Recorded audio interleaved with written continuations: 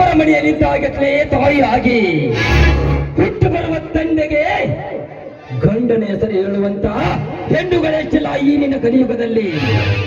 ಪಕ್ಕದಲ್ಲಿ ಗಂಡನಿದ್ದರು ಮೆಂಡನಿಗೆ ಮೆಸೇಜ್ ಮಾಡಿ ಒಂದಕ್ಕೆ ಹೋಗಿ ಬರ್ತೀನೆಂದು ಹೇಳಿ ನಿನ್ನ ಹಠವನ್ನು ತೀರಿಸಿಕೊಂಡು ಬರ್ತಾರಲ್ಲ, ನಿನ್ನಂತ ತೋಟಗಿದ್ದರಿಗೆ ಏನೆಂದು ಕರೆಯಬೇಕೆ? ಪದೇ ಪದೇ ನನ್ನನ್ನು ಕೋಪಕ್ಕೆ ಹೆಂಗಡಿಸಬೇಡ. ಬಾ ಬಾಯಣ, ನೀನು ಕರೆದಾಗಲೆಲ್ಲ ಬಂದು ಮಲ್ಗೋದಕ್ಕೆ ನಾನೇ ನೀನು ಇಟ್ಟುಕೊಂಡ ಸೂಳೆ ಅಲ್ಲ.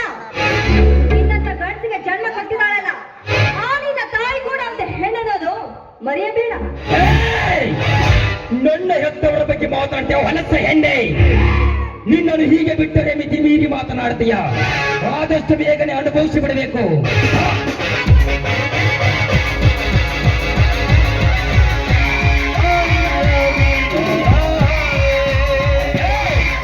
ಸಚ್ಚಿನ ನೋಡಿ ಕೈ ಬಿಡು.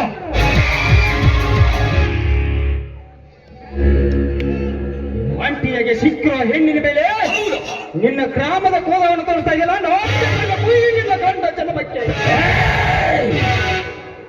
ಈ ಸ್ವಟ ಸರ್ಪ ಕೋಮಲದಲ್ಲಿ ಬಿಡಿಗಿರುವಾಗ ಅದನ್ನು ತಡೆಯಲು ಬಂದರೆ ರಕ್ತ ಕಾರಿ ಸಾಹಿತ್ಯ ಮಗನ ಹೊಟ್ಟು ಹೋಗಲಿಲ್ಲ.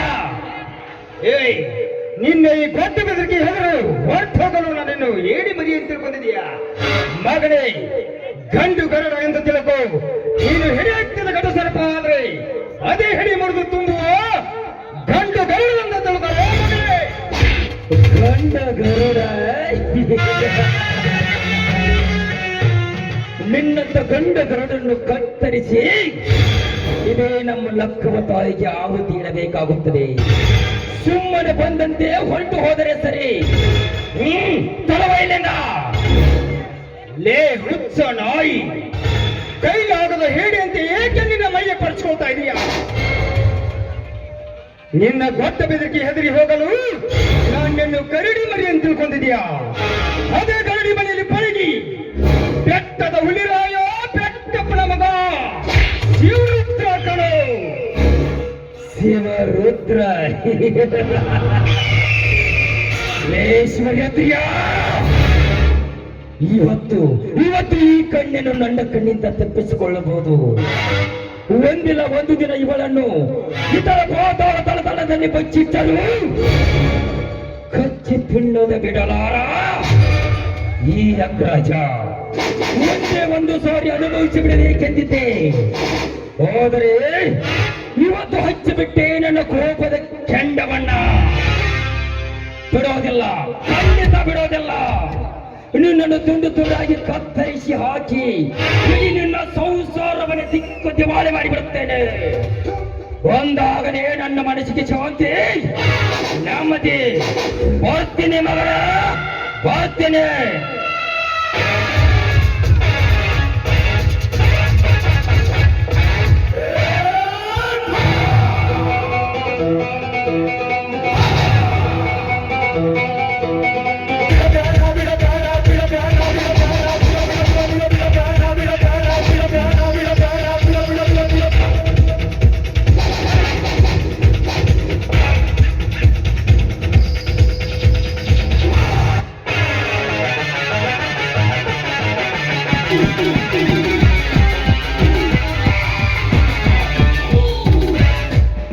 ಬರ್ತೀನಿ ಮಗನೇ.